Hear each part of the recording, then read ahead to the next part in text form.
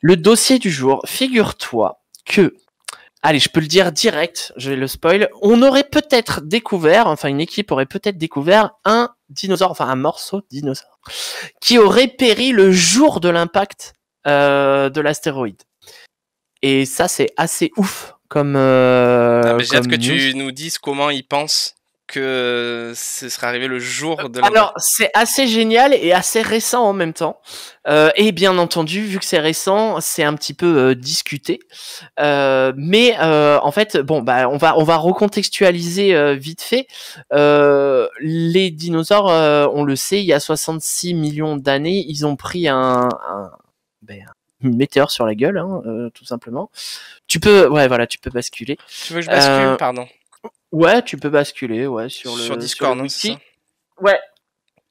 Donc ça a existé, les dinosaures. Ça n'existe plus, mais ça a existé effectivement.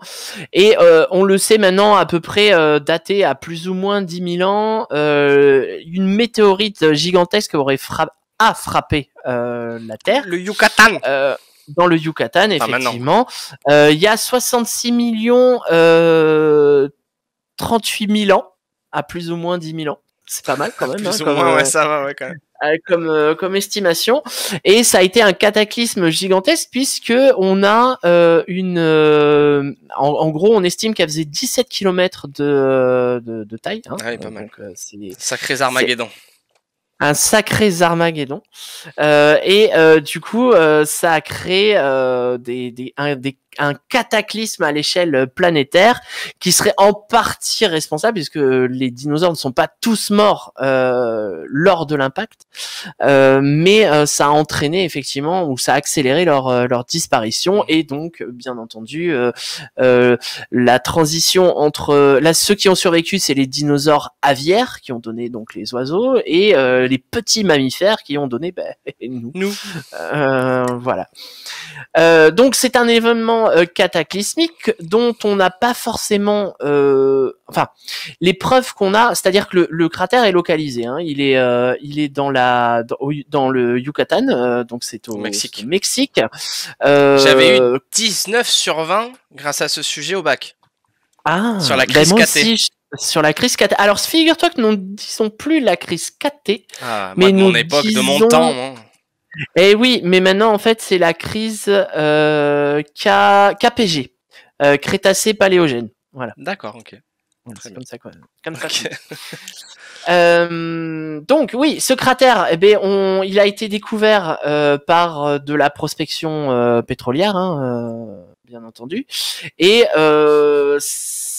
donc il serait tombé donc dans la baie, enfin dans la mer des Caraïbes plus ou moins. Aujourd'hui, il est forcément pas visible le cratère puisqu'il est recouvert par entre 600 mètres et 1000 mètres de sédiments. Ah oui, d'accord. Mais toujours est-il, c'est-à-dire que c'était il y a 6. Mais comment on peut savoir qu'il est là du coup?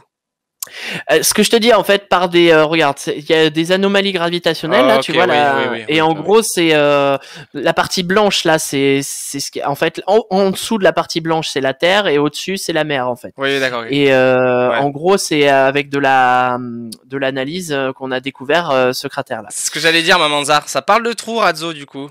Effectivement. Voilà. Alors donc forcément il y a quelques échelles de grandeur. La déflagration c'est à peu près, c'est plusieurs milliards de bombes d'Hiroshima en même temps. Hein. Donc ça fait beaucoup de mal. Et en 2015 a été découvert 2015-2016 a été découvert un site. Donc dans le Dakota du Nord, à la limite Dakota du Nord, un site qui s'appelle le site de que je dise pas de bêtises, qui s'appelle le site de Tanis. Et en fait le site de Tanis, il s'intègre en fait dans un complexe, en fait dans une formation géologique qui s'appelle le Hell Creek, la formation de Hell Creek. Sympa. Donc, le nom. Là, ouais, voilà. En fait, oui, voilà. Mais en gros, c'est une formation qui est ultra célèbre pour tous les fans de dinosaures et les paléontologues en tout genre. Et pour moi, qui me balade sur Google Earth aussi. Je suis beaucoup dans ces coins-là. Voilà, oui, c'est dans le Montana, tu vois, voilà. Ça, c'est, voilà. Exactement.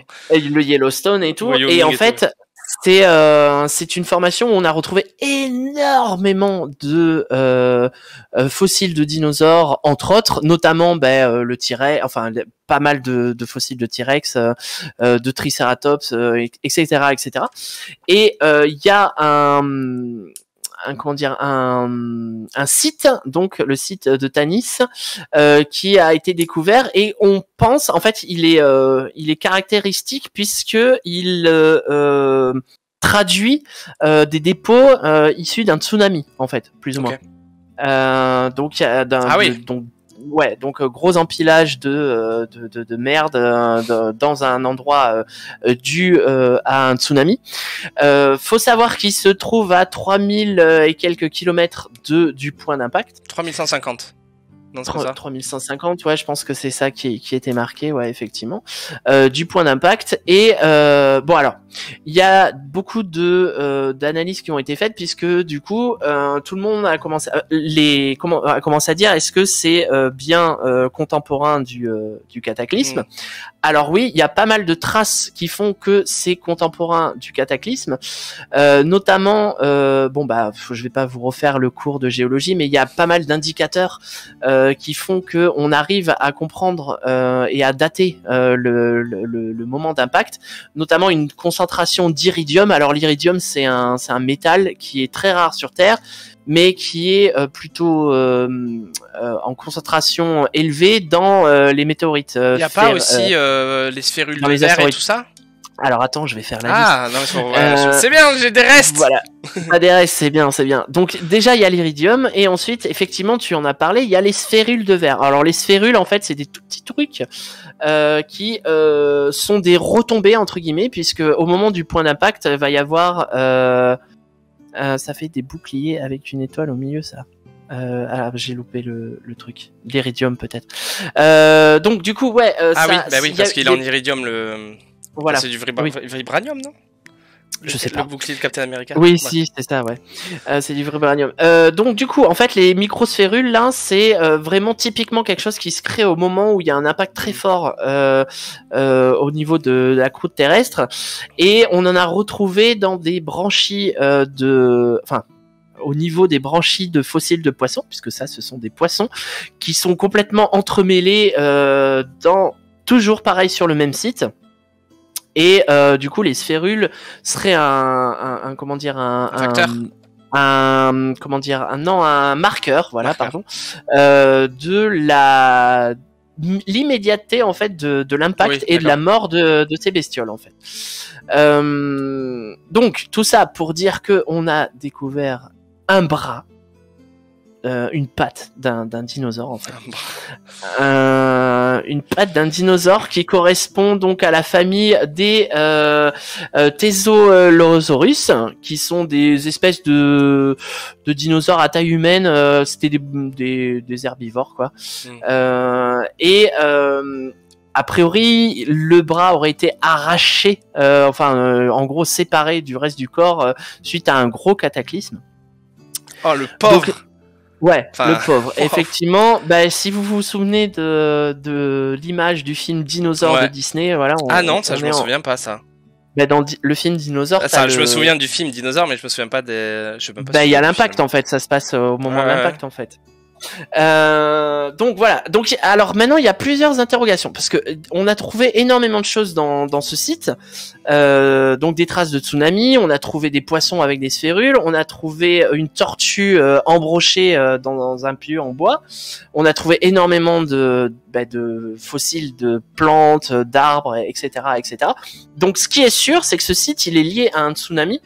Maintenant, la grande question, c'est savoir si le tsunami il est issu de l'impact ou de autre chose. Parce que en gros, avec des rapports de temporalité et tout ça, ils ont dit que si c'était vraiment un tsunami, parce que c'était pas vrai, ça ressemble à. Oui, ouais, ce que je me disais, c'était pas comme ça. Non, alors a priori on n'est pas sûr, mais il y avait une mer intérieure, en fait. D'accord. Alors attends. Ce qui expliquerait la plaine un peu. Voilà, tu vois, ce serait un peu de ce style-là, quoi, tu vois. Et oui, puisqu'on a les Rocheuses d'un côté actuellement et les Appalaches de l'autre, donc ça semblerait logique. Ouais. Donc du coup, voilà, ça ressemblerait à ça, et donc ce qu'on pense, en fait, c'est que l'endroit de Tanis était plutôt un estuaire au moment de l'impact. Et ce qui s'est passé, c'est que pour qu'il y ait vraiment un tsunami, en fait, ça peut pas être le tsunami issu de l'impact direct, puisque même si les vagues ont fait quasiment... on estime à ce qu'elles soient montées à plusieurs centaines de mètres, en fait. C'est des méga tsunamis, ça s'appelle. Des méga tsunamis sur Wikipédia l'autre jour. Ouais, avec des vagues qui atteindraient presque les 1000 mètres en fait. Ouais, ça c'est plus que des méga, ça c'est des ultra tsunamis. Ça. Ouais, mais au moins au niveau de l'impact, parce qu'après ça diminue assez vite. Oui, je me doute, mais bon, quand même. Voilà, le truc, mais en gros, le tsunami issu du point d'impact aurait mis au moins 16 heures pour arriver jusqu'à Tanis, et ça correspondait pas, il disait, par rapport aux formations, aux cristaux et tout ça qu'on trouve sur place. Et donc en fait, ce qu'il pense, c'est que au moment où de l'impact, ça a créé partout sur Terre des séismes de magnitude 10 à 11, donc les plus gros séismes. Bah ouais. Et donc ce qui se serait passé, c'est qu'il y aurait eu un gros effet de... tu sais, quand tu lances un truc dans l'eau, quoi, tu vois, ça aurait fait exactement la même chose dans cet estuaire-là, et ça aurait embarqué pas mal de trucs. Et après, ils auraient pris le reste du tsunami, les incendies, etc., puisque ça a été vraiment un cataclysme gigantesque. Mais finalement, ce serait pas déconnant que justement la météorite crée des séismes qui déclenchent aussi les calderas et tout ça. Alors ça c'est encore un autre sujet. C'est vrai, mais effectivement, les dinosaures n'ont pas été tous tués par la météorite, mais la météorite a eu des conséquences, l'astéroïde, météore, peu importe, a eu des conséquences absolument gigantesques au niveau terrestre, puisque déjà il y a des colonnes de poussière qui sont montées dans la haute atmosphère et qui sont restés pendant plusieurs années à faire une espèce de couche qui a fait diminuer on estime que ça a fait diminuer de 28 degrés les températures au niveau du sol et de 10 degrés au niveau de la mer. Putain. T'as 90% du plancton qui a disparu aussi. Ah, le plancton. Ouais, on estime qu'il y a quasiment rien de plus de 25 kilos de masse, de biomasse qui a survécu. En gros, il y a aucun animal de plus de 25 kilos qui a survécu à tout ce qui a suivi. Et alors effectivement, tu parlais de volcanisme. On pense, il y a certaines hypothèses, certaines analyses qui disent que du coup, là où ça a impacté, de l'autre côté, ça aurait créé les fameuses trappes du Décan en Inde, qui aurait fait en gros du volcanisme et des coulées de lave pendant 300 000 ans, puisque c'est à peu près contemporain. 300 000 ans. 300 000 ans, en fait, imagine que tiens, on va aller chercher les trappes du Décan. Il était chargé en lave le truc, quoi. Ouais, c'est ça. En fait, les trappes du Décan, t'imagines sur 3 km d'épaisseur de la lave sur 3 km d'épaisseur et sur une surface qui est aussi grande que la France, à peu près. Comment tu veux qu'on s'imagine ça, nous, pauvres humains Géologiquement, ça existe, mais bon, en gros, dans tous les cas, ça a rejeté énormément de saloperies dans l'atmosphère, et forcément, ça a participé à la modification du climat à l'échelle terrestre, et donc l'extinction de tous ces grosses bestioles avec un écosystème qui a été complètement bouleversé, quoi. Et donc du coup, pour revenir sur le site de Tanis, on dit que c'est le site de l'apocalypse, quoi, puisque il a été donc découvert, je rappelle, en 2016, et il est encore en train d'être fouillé et d'être analysé. Ça me paraît tard comme découverte. Je sais pas, je me rends pas compte, mais c'est vaste, c'est vaste quand même, et puis les techniques sont vraiment au point, quoi, tu vois. Enfin, on améliore les techniques de plus en plus, surtout vis-à-vis des datations et puis des localisations aussi des sites intéressants, quoi, tu vois. Donc c'est en train de fouiller. Il y a cette news là sur le dinosaure qui pourrait potentiellement être mort le jour de l'impact, ou au moins dans les heures qui ont suivi. Après, il y a d'autres théories qui disent, mais ouais, mais si ça se trouve, c'était déjà un truc qui était mort il y a quelques temps avant, et c'est tout le bouleversement de tsunami, machin, tout ça, qui l'a remélangé avec tout le reste. Ok, mais ça reste quand même impressionnant quand même, puisque tu dis, cette bestiole-là, elle a vécu un cataclysme, quoi, tu vois. Et elle s'est fait déchiqueter par un cataclysme. Ouais, elle a pas eu le temps de calculer, ouais. Ouais, et alors, ce qui est bien, c'est que tout ça, ça va être dans un reportage, toujours avec David Attenborough, un reportage BBC, qui sort vendredi soir. Et j'espère qu'il va sortir en France, mais dans tous les cas, je pense que je me le trouverai, non, mais en replay, tu vois. Et en fait, en gros, c'est un reportage qui va de 1h30, qui va faire un petit peu comment dire, la présentation du site de Tanis et ce qu'on sait, The Final Day, en gros, le site, le mec qui est responsable du site et qui est découvreur du site estime que il y a vraiment heure par heure le déroulé du cataclysme. Vraiment imprégné dans la roche, et donc du coup ce reportage là sur la BBC vendredi soir va nous en parler, donc je t'avouerai qu'il me tarde de le voir. Moi j'essaierai de le regarder aussi. Et donc voilà, toujours aussi fascinant, hein. Je suis même tombé, regarde, sur une vidéo qui dure en fait 1 heure, et en temps réel en fait il te fait les analyses de ce qui se passe au moment de l'impact. Et ça parle par-dessus. Non, il y a une musique à la con, moche, mais en gros c'est des graphiques et des tableaux séismes, etc. Et ça te montre à l'échelle terrestre qu'est-ce qui s'est passé, quoi, tu vois, pendant 1 heure en fait, les 8 premières heures, quoi. Donc avec les incendies qui se déclenchent, avec les retombées, etc., etc. Trop cool, quoi. La fin du monde. Ouais, c'est ça. D'ailleurs, voilà. Si jamais vous aimez les dinosaures et tout ça, sachez que pas loin de chez nous, hein, dans l'Aude, à Esperaza, il y a un musée du dinosaure qui est pas mal. Puisqu'on a découvert des dinosaures là-bas.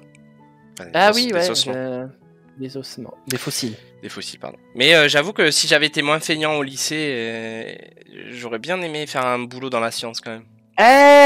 Et moi aussi, ouais. Moi aussi.